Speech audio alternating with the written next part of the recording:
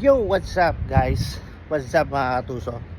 Alam nyo ba na ang isang tao na almost 1 year na hindi sa inyo nagpaparamdam at biglang nag-message sa inyo ng kamusta o kamusta ka na, kabahan ka na dahil alam mo na ang kasunod nyan.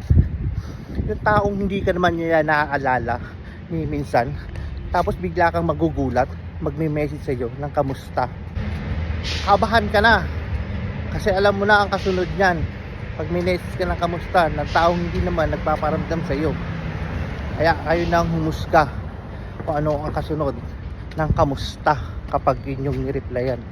Yun mga katuso, huwag niyong kalimutang mag-follow sa aking Facebook page at mag-subscribe sa aking YouTube channel bago ka mag-skip sa ating video.